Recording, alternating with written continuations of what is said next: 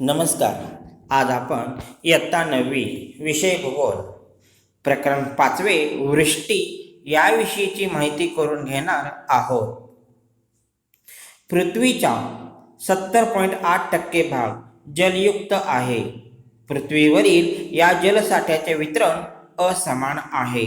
जो निळा रंग जो दिसतो आपल्याला तो पाणी आहे आणि तपकिरी तांबूस रंग दिसतो ती जमीन आहे.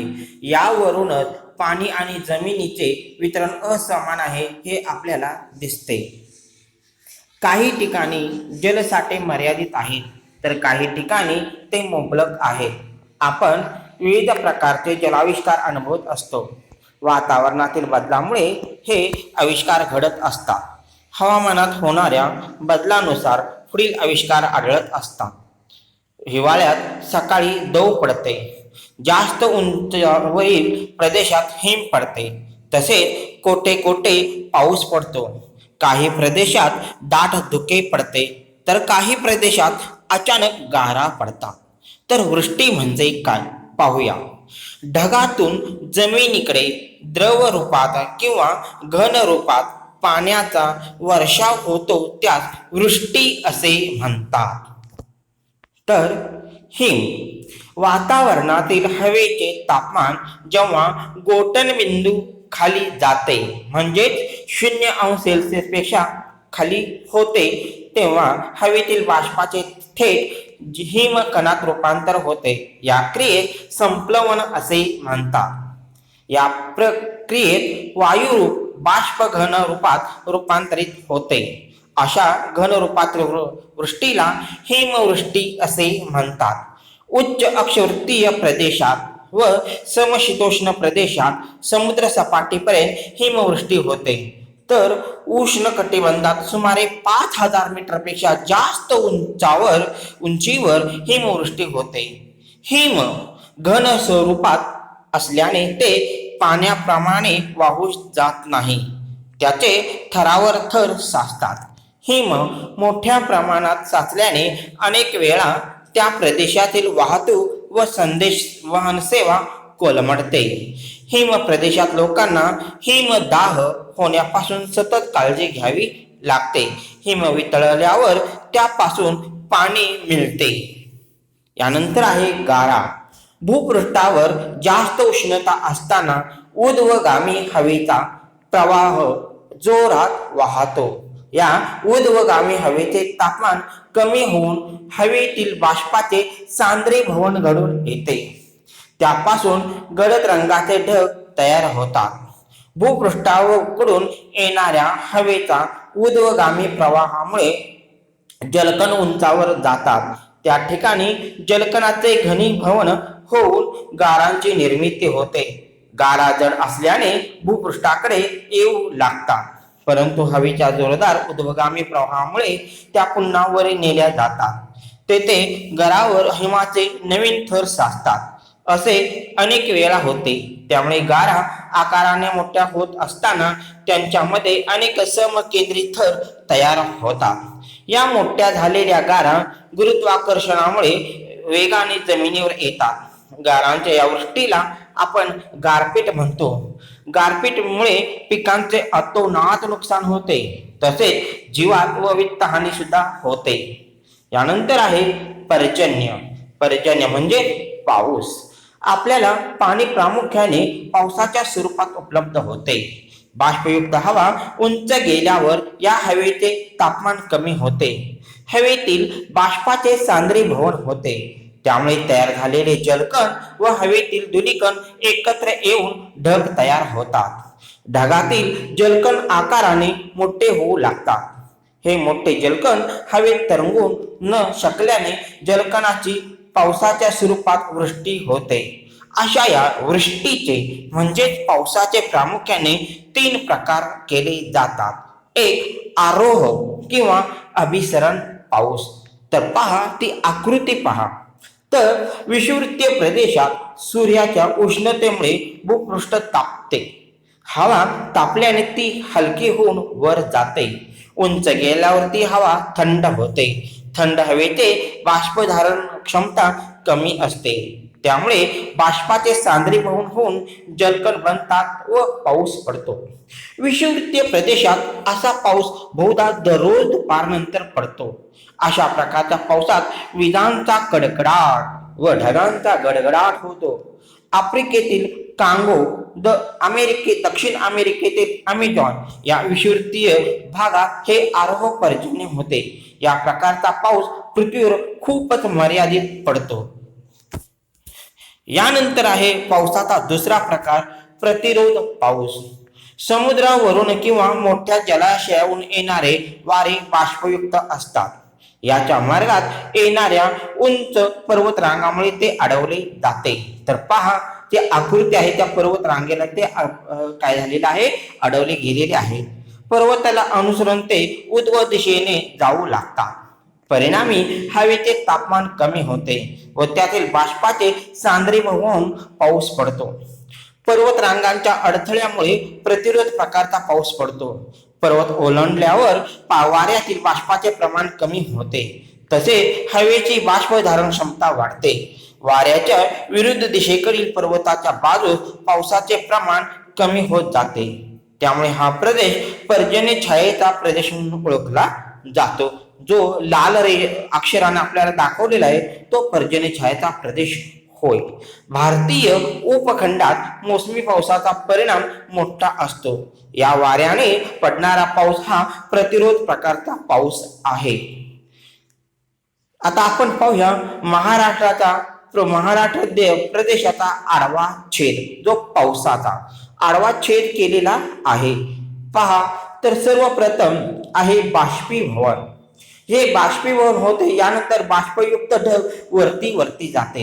हे बाष्पयुक्त ढग वरती गेल्यावर उंचीत वाढ झाल्या कारणामुळे वाढ होते. त्यामुळे बाष्पधारण शक्ती कमी होते. यानंतर हे बाष्पयुक्त ढग आहे ते उंचीत खाली येते किंवा घट उंचीत होते. त्यामुळे बाष्पधारण शक्तीत वाढ होते आणि पाऊस बाष्पयुक्त ढग कमी होते. येथे पाऊस कमी पडतो. यानंतर आहे तो तापमान कमी झाल्यामुळे बाष्पधारण शक्ती कमी वाढते. अशा पद्धतीने कोकण, सह्याद्री पर्वत, महाराष्ट्र पठार आणि पूर्वेकडील सकल प्रदेश या प्रदेशामध्ये पाऊस कसा पडतो हे आकृतीच्या साहाय्याने दाखवलेलं आहे. यानंतर आहे आवर्त पाऊस. आवर्त म्हणजे एखाद्या ठिकाणी हवेचा दाब आसपासच्या प्रदेशात कमी होऊन यातून हवेची विशिष्ट रचना तयार होते, त्यास आवर्त असे म्हणतात. आवर्त केंद्राकडच्या भागाकडे आसपासच्या प्रदेशात हवा चक्राकार पद्धतीने येऊ लागते व केंद्रातील हवा वर जाऊ लागते. उंच गेल्यावर तिचे तापमान कमी होते. हवेतील बाष्पाचे सांद्रीभवन होते व पाऊस पडतो. आवर्त ज्या प्रदेशात जाते तेथे पाऊस पडतो. आवर्त पाऊस समशीतोष्ण कटिबंधात जास्त प्रमाणात पडतो. त्याचे क्षेत्र विस्तीर्ण असते. त्या मानाने उष्ण कटिबंधात पडणारा पाऊस हा मर्यादित क्षेत्रात पडतो व वादळी स्वरूपात असतो. तर पहा आवर्त पावसाची ही आकृती. यानंतर आहे पर्जन्य मापक. अत्यंत महत्वाचा आहे. ही आकृती काढून त्याचे निरीक्षण करा किंवा आकृतीच्या साहाय्याने त्याचे वर्णन काय केलेले आहे ते आपण पाहूया. पर्जन्य मापक. पाऊस मोजण्यासाठी जे उपकरण वापरतात त्यास पर्जन्य मापक असे म्हणतात. पर्जन्य मापनासाठी वापरलेले नरसाळे विशिष्ट व्यासाचे असते. या नरसाळ्यात पडलेल्या पावसाचे पाणी पर्जन्य मापकात बसवलेल्या बाटलीत जमा होते व ते मोजपात्राच्या साहाय्याने मोजले जाते. जास्त पावसाच्या प्रदेशात दर 3 तासांनी पर्जन्याची नोंद घेतली जाते. या मोजपात्रावर मिलीमीटरच्या खुणा केलेल्या असतात. पाऊस मोजण्यासाठी पर्जन्यमापक उघड्या जमिनीवर 30 सेंटीमीटर उंचीचा सपाट चौतरा बांधून त्यावर ठेवतात. त्यामुळे पावसाचे पाणी कोणती बाधा न येता जमा केले जाते. द व धुके आणि दैवर यांची माहिती पाहूया. वातावरणातील बाष्पाचे सांद्रीभवन अथवा घनीभवन होते. जेव्हा भूपृष्ठावर होते तेव्हा धुके, दव आणि दहीवर पाहावयास मिळते. भूपृष्ठावरील हवेच्या थराचे तापमान कमी होते. तापमान कमी झाल्यावर भूपृष्ठालगतच्या हवेतील बाष्पाचे सांद्रे भवन होते. या क्रियेत बाष्पाचे सूक्ष्म जलकणात रूपांतर होऊन ते जलकण वातावरणात तरंगतात. या तरंगत्या जलकणाची घनता वाढली की धुके तयार होते. भूपृष्ठावरील बाष्पयुक्त हवेचा संपर्क अति थंड वस्तूशी आल्यास हवेतील बाष्पाचे सांद्रीभवन होते.